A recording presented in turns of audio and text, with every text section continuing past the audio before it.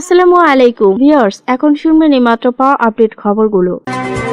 নিরপেক্ষ নির্বাচনে আমরা সর্বোচ্চ চেষ্টা করেছি, ইসি সানাউল্লাহ। আইনি ভিত্তি পেলে ভোট পুনর্গণনার আবেদন করব, গোলাম পরোয়ার।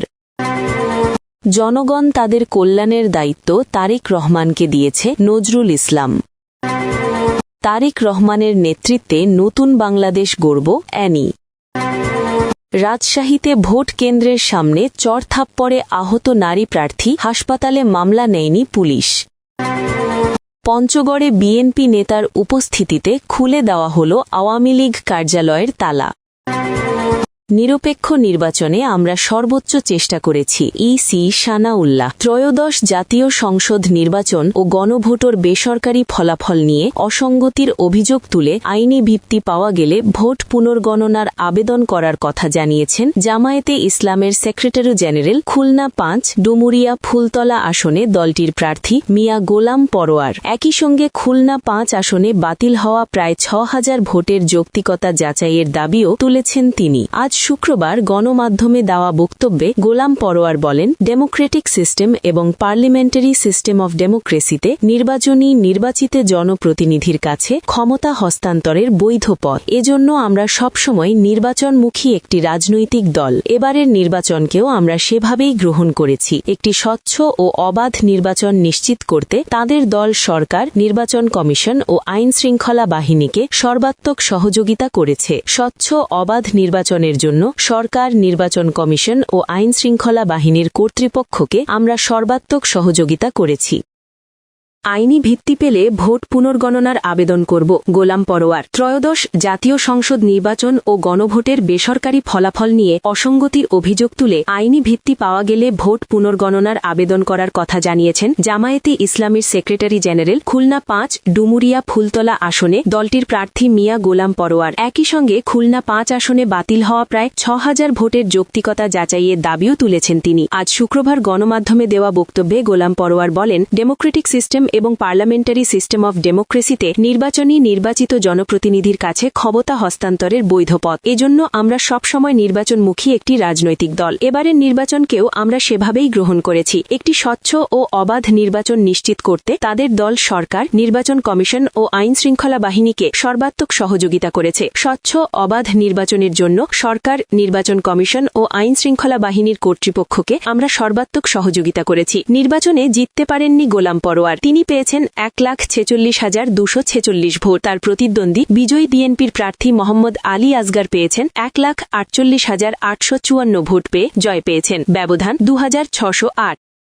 জনগণ তাদের কল্যাণের দায়িত্ব তারেক রহমানকে দিয়েছে, নজরুল ইসলাম। বিএনপির স্থায়ী কমিটির সদস্য নজরুল ইসলাম খান বলেছেন, জনগণ তাদের কল্যাণের দায়িত্ব আমি মনে করি বিএনপি ও বিএনপির নেতা তারেক রহমানকে দিয়েছেন। শুক্রবার ১৩ ফেব্রুয়ারি নির্বাচন ভবনে ত্রয়োদশ জাতীয় সংসদ নির্বাচনের ফলাফল সংগ্রহ করতে এসে তিনি এ মন্তব্য করেন। তিনি বলেন, আজ দেশের ইতিহাসে এক উল্লেখযোগ্য দিন। এ দেশের গণতন্ত্রের পরীক্ষিত শক্তি বিএনপিকে দেশ পরিচালনার দায়িত্ব প্রায় নিশ্চিতভাবে দিয়েছে জনগণ। জনগণ আমাদের ভোট দিয়েছে। এক প্রশ্নের জবাবে বিএনপির জাতীয় নির্বাচন পরিচালনা কমিটির চেয়ারম্যান বলেন, গতরাত থেকে আমরা ফলাফল সংগ্রহ করছিলাম। ইসির পক্ষ থেকে বৃহস্পতিবার জানানো হয়েছে কে কত ভোট পেয়েছে। যতদূর জেনেছি ২/৩ বেশি আসনে বিএনপি জয় পেয়েছে। এছাড়া বিএনপির সঙ্গে জোটের অনেক প্রার্থীও জয়ী হয়েছেন। দীর্ঘদিন ভোট না দিতে দিতে ভোটারদের মধ্যে ভোট না দেওয়ার যে সংস্কৃতি তৈরি হয়েছে তা থেকে তাদের পুরোপুরি ফিরিয়ে আনতে পারিনি। ভবিষ্যতে যেন তারা বেশি হারে ভোট দেয় সে চেষ্টা আমরা করব।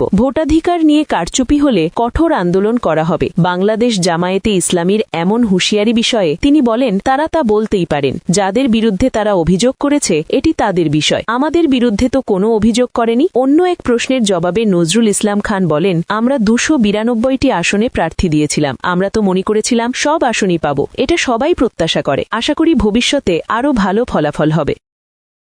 তারেক রহমানের নেতৃত্বে নতুন বাংলাদেশ করব। অ্যানি শহীদ উদ্দিন চৌধুরী অ্যানি বলেছেন, আমরা তারেক রহমানের নেতৃত্বে নতুন বাংলাদেশ করব। এটি একটি কঠিন দায়িত্ব। এই দায়িত্ব পালনে তারেক রহমানের হাতকে শক্তিশালী করতে হবে। সবার ঐক্য ও সহযোগিতায় দেশকে এগিয়ে নিতে চাই। শুক্রবার দুপুর 2 জেলা শহরের চক বাজার জামে মসজিদের সামনে গণমাধ্যম কর্মীদের সঙ্গে কথা বলার সময় তিনি একথা বলেন। এ সময় তিনি স্থানীয়দের সঙ্গে নির্বাচন পরবর্তী শুভেচ্ছা বিনিময় করেন। সদ্য নির্বাচিত এই সংসদ সদস্য বলেন, রাজনৈতিক নেতাকর্মীদের দায়িত্বশীল আচরণ করতে হবে এবং শান্তিপূর্ণ পরিবেশ বজায় রেখে সবাইকে মিলেমিশে স্বাভাবিক জীবনযাপন নিশ্চিত করতে হবে। এ সময় উপস্থিত ছিলেন জেলা বিএনপির যুগ্ম আহ্বায়ক অ্যাডভোকেট হাসিবুর রহমান, ফুটবল ফেডারেশনের সহ প্রতিষ্ঠাতা ওয়াহিদ উদ্দিন চৌধুরী হ্যাপি, লক্ষ্মীপুর পৌরসভার সাবেক মেয়র হাসানুজ্জামান চৌধুরী মিন্টু, জেলা যুবদল সভাপতি আব্দুল আলিম হুমায়ুন ও সাধারণ সম্পাদক সৈয়দ রশিদুল হাসান লিঙ্কন সহ দলীয় নেতাকর্মীরা। এর আগে তারেক রহমানের নির্দেশে সারা দেশে মসজিদে মসজিদে দোয়ার আয়োজন করা হয়। জেলা বিএনপির উদ্যোগে লক্ষ্মীপুরেও বিশেষ দোয়া অনুষ্ঠিত হয়। লক্ষ্মীপুর 3 সদর আসনে এবারও জয় পেয়েছেন অ্যানি। সর্বশেষ ঘোষিত ফলাফলে তিনি পেয়েছেন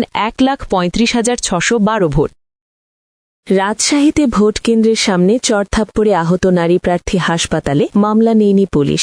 রাজশাহী 3 পবা মোহনপুর আসনের স্বতন্ত্র প্রার্থী হাবিবা বেগমকে ভোট কেন্দ্রের সামনে চড়থাপ্পড় মারার ঘটনায় মামলা নেয়নি পুলিশ। থানা থেকে ফিরে এসে প্রার্থীর নির্বাচনী এজেন্ট আকবর হোসেন রিটার্নিং কর্মকর্তার দায়িত্বে থাকা রাজশাহী জেলা প্রশাসকের কাছে এই অভিযোগ করেছেন। পুলিশ বলছে, একজন রাতে অভিযোগ করেছেন তারা দেখার সময় পায়নি। ভোট গ্রহণ চলাকালে গতকাল বৃহস্পতিবার বেলা 3টের দিকে পবা উপজেলার নলখোলা সরকারি প্রাথমিক বিদ্যালয় কেন্দ্রের সামনে ওই ঘটনা ঘটে। হাবিবা বেগমের উপর হামলা করেন পবার হরিয়ান ইউনিয়ন বিএনপির সাবেক সভাপতি রজব আলী। আহত হাবিবা বেগমকে রাজশাহী মেডিকেল কলেজ হাসপাতালে ভর্তি করা হয়েছে। আজ শুক্রবার দুপুরে গিয়ে দেখা যায় তিনি ঘুমিয়ে আছেন। তার 2 বছর বয়সী বাচ্চাটি মায়ের কাছে যাওয়ার জন্য কান্নাকাটি করছে। তার বাবা মাসুদ রানা ছেলেকে নানাভাবে বোঝাচ্ছেন। নির্বাচনী এজেন্ট আকবর আলী সেখানেই রয়েছেন। তিনি জানান, ওই ঘটনার পর হাবিবা বেগম কানে শুনতে পাচ্ছেন না, কথা বলতেও কষ্ট পাচ্ছেন। চিকিৎসক তাকে ঘুমের ওষুধ দিয়েছেন। হাবিবা বেগম ফুটবল প্রতীক নিয়ে নির্বাচনের প্রতিদ্বন্দ্বিতা করেন। তিনি রাজশাহী জেলার একমাত্র নারী প্রার্থী ছিলেন। তিনি মোহনপুর উপজেলা পরিষদের সাবেক মহিলা ভাইস চেয়ারম্যান। হাবিবা উপজেলা কৃষক লীগের মহিলা বিষয়ক সম্পাদক ছিলেন। তিনি হাইকোর্টে গিয়ে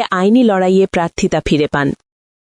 পঞ্চগড়ে বিএনপি নেতার উপস্থিতিতে খুলে দেওয়া হল আওয়ামী লীগ কার্যালয়ের তালা। পঞ্চগড় সদর উপজেলা বিএনপির সভাপতি আবু দাউদ প্রধানের উপস্থিতিতে কার্যক্রম নিষিদ্ধ আওয়ামী লীগের চাকলাহাট ইউনিয়ন কার্যালয়ের তালা খুলে দেওয়া হয়েছে। আজ শুক্রবার সকালে উপজেলার চাকলাহাট বাজারে এ ঘটনা ঘটে। ওই ঘটনার একটি ভিডিও সামাজিক যোগাযোগ মাধ্যম ফেসবুকে ছড়িয়ে পড়েছে। আবু দাউদ প্রধান চাকলাহাট ইউনিয়ন পরিষদের সাবেক চেয়ারম্যান। তিনি ওই ইউনিয়নের মেহেরপাড়া এলাকার বাসিন্দা। এ বিষয়ে আবু দাউদ প্রধান প্রথম আলোকে বলেন, আজ সকালে চাকলা বাজারে যাওয়ার পর কয়েকজন আমাকে এসে বললেন, আওয়ামী লীগ অফিসে যে তালা লাগায় রাখছে এটা নিয়ে সেখানে উত্তেজনা বিরাজ করছে। তখন আমি বললাম, উত্তেজনা তৈরি করা যাবে না। যে যে অবস্থানে আছেন শান্তিপূর্ণভাবে থাকেন। আমরা এক এলাকার মানুষ, সবাই সহাবস্থানে থাকব। কেন তালা দেবে? পরে তালা খুলে দিতে বলি। জামায়াতের লোকজন তালা লাগিয়ে দিয়েছিল, তারাই আবার তালা খুলে দিয়েছে। এটা মূলত এলাকার শান্তি শৃঙ্খলা বজায় রাখার জন্য। এখানে কোনো দলীয় সিদ্ধান্ত নেই। এটা নিয়ে এখন অনেকে ষড়যন্ত্র করে ভিডিও ছড়িয়ে দিচ্ছে। ফেসবুকে ছড়িয়ে পড়া 1 মিনিট 35 সেকেন্ডের একটি ভিডিওতে দেখা যায় চাকলাহাট ইউনিয়ন আওয়ামী লীগ কার্যালয়ের সামনে দাঁড়িয়ে বক্তব্য দিচ্ছেন ইউনিয়ন আওয়ামী লীগের যুগ্ম সাধারণ সম্পাদক কামরুজ্জামান বুলেট। তার পাশে দাঁড়িয়ে আছেন পঞ্চগড় সদর উপজেলা বিএনপির সভাপতি আবু দাউদ প্রধান।